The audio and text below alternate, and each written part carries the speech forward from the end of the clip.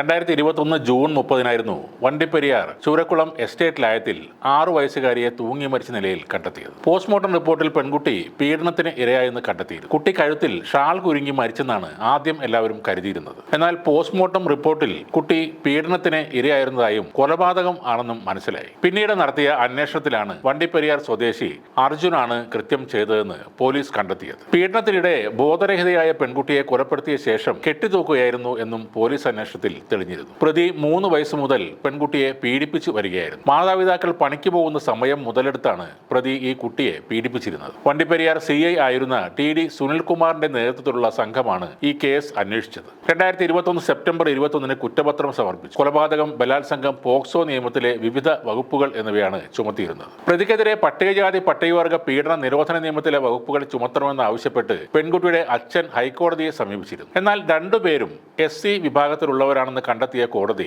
അതിനെ അനുവദിച്ചില്ല. കേസിൽ സാക്ഷികളാക്കിയിരുന്ന 48 പേരെ വിസ്തരിച്ചു. 69-ലധികം രേഖകളും 16 വസ്തുക്കളും തെളിവായി കോടതിയിൽ സമർപ്പിച്ചു. അനാവശ്യ പരാതികൾ നൽകി വിചാരണ പരമാവധി നീട്ടിക്കൊണ്ടു പോകാനുള്ള ശ്രമങ്ങളാണ് പ്രതിഭാഗം ഏറെ നാൾ കോടതിയിൽ നടത്തിയത്. ഒടുവിൽ കുറ്റം ആരോപിക്കപ്പെട്ട അർജുനെ കോടതി വെറുതെ വിട്ടിരുന്നു. അർജുനെ കോടതി വിട്ടയച്ചിട്ട് ഇന്നലെ 1 വർഷം തികഞ്ഞിരിക്കുകയാണ്. ഈ വിധിക്കെതിരെ കുട്ടിയുടെ കുടുംബം ഹൈക്കോടതിയിൽ നൽകിയ അപ്പീലിൽ സർക്കാർ പബ്ലിക് പ്രോസിക്യൂട്ടറെ നിയമിച്ചിട്ടില്ല. അതിനാൽ ഇതുവരെയും വാദം തുടങ്ങിയിട്ടുമില്ല. കേസിൽ പ്രോസിക്യൂട്ടറെ നിയമിക്കുമെന്ന് കുട്ടിയുടെ മാതാപിതാക്കൾക്കും കുടുംബത്തിനും മുഖ്യമന്ത്രി ഉറപ്പ് നൽകിയതുമാണ്. ആരാണ് യഥാർത്ഥ പ്രതി എന്ന ചോദ്യത്തിനും ഇപ്പോഴും ഉത്തരമില്ല. കുട്ടിയുടെ മരണം കൊലപാതകമാണെന്നും പീഡനം നടന്നിട്ടുണ്ടെന്നുമുള്ള കണ്ടെത്തലുകൾ കോടതി ശരിവച്ചിരുന്നു. എന്നാൽ പ്രതിയെന്ന് ആരോപിക്കപ്പെട്ട ആൾക്കെതിരെ ചുമത്തിയ കൊലപാതകം, പോക്സോ നിയമപ്രകാരമുള്ള പീഡനം എന്നീ കുറ്റങ്ങൾ തെളിയിക്കാൻ പ്രോസിക്യൂഷന് സാധിച്ചില്ലെന്നും അന്വേഷണ ഉദ്യോഗസ്ഥൻ തെളിവ് ശേഖരണത്തിൽ ഗുരുതരമായ വീഴ്ച വരുത്തിയെന്നും അന്ന് കോടതി നിരീക്ഷിച്ചിരുന്നു. അർജുനെ വെറുതെ വിട്ടത് അന്ന് കേരളത്തിൽ ഉടനീളം ചർച്ചയായിരുന്നു. സമരപരമ്പരകൾ നടന്നു. അന്വേഷണത്തിൽ പോലീസ് വീഴ്ച വരുത്തിയെന്നും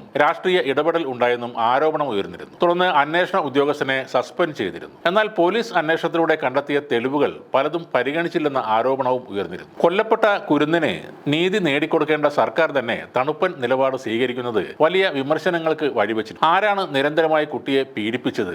ശരീരത്തിലുണ്ടായിരുന്ന മുറിവുകൾ ആരുണ്ടാക്കി? തുടങ്ങിയ ചോദ്യങ്ങൾ ഇപ്പോഴും നിലനിൽക്കുന്നുണ്ട്. അന്വേഷണത്തിൽ പോലീസിനുണ്ടായ വീഴ്ചയാണ് പ്രതി രക്ഷപ്പെടാൻ കാരണമെന്ന് കുടുംബം നേരത്തെ ആരോപിച്ചിരുന്നു. ഹൈക്കോടതിയിൽ ഇത് തെളിയിക്കാൻ കഴിയുമെന്നാണ് അവരുടെ പ്രതീക്ഷ. ഇതിനിടെ കേസുമായി ബന്ധപ്പെട്ട് പ്രതിസ്ഥാനത്തുണ്ടായിരുന്ന അർജുനുമായുള്ള റിപ്പോർട്ടർ ചാനലിലെ അഭിമുഖത്തെ പെൺകുട്ടിയുടെ അമ്മ അഭിനന്ദിച്ചിരുന്നു. പ്രതിയുമായി reporter channel consulting editor doctor Arunkumar നടത്തിയ അഭിമുഖത്തെയാണ് പെൺകുട്ടിയുടെ അമ്മ എടുത്തു പറഞ്ഞത്. ആ അഭിമുഖത്തിൽ പ്രതിയെ തുറന്നു കാണിച്ചെന്നും പെൺകുട്ടിയുടെ അമ്മ പറഞ്ഞു. പ്രതിയുടെ പല നുണകളും അരുൺകുമാറിന്റെ ചോദ്യങ്ങളിൽ പൊളിഞ്ഞു വീണിരുന്നു. അർജുൻ തന്നെയാണ് കൊലപാതകം നടത്തിയത് എന്ന് തെളിയിക്കുന്ന രീതിയിലായിരുന്നു അഭിമുഖമെന്നും കുട്ടിയുടെ അമ്മ അഭിപ്രായപ്പെട്ടു. തീർച്ചയായും അത് വളരെ മികച്ച ഒരു അഭിമുഖം തന്നെയായിരുന്നു. പ്രകോപനം ഉണ്ടാക്കാതെ ശാന്തനായി നല്ല ചോദ്യങ്ങൾ ചോദിച്ചുകൊണ്ട് അർജുൻ ഒളിപ്പിക്കാൻ ശ്രമിച്ച കള്ളത്തരങ്ങൾ ഓരോന്നായി അന്ന് അരുൺകുമാർ പുറത്തു കൊണ്ടുവന്നിരുന്നു. എന്തായാലും ഹൈക്കോടതിയിൽ നീതി വിജയിക്കും എന്നതിനെ പ്രതീക്ഷിക്കാം. അർജുൻ അല്ലെങ്കിൽ ആരാണ് ആ കുട്ടിയെ ഇല്ലാതാക്കിയത് എന്നതിന് ഒരു ഉത്തരം കിട്ടേണ്ടത് അനിവാര്യം തന്നെയാണ്.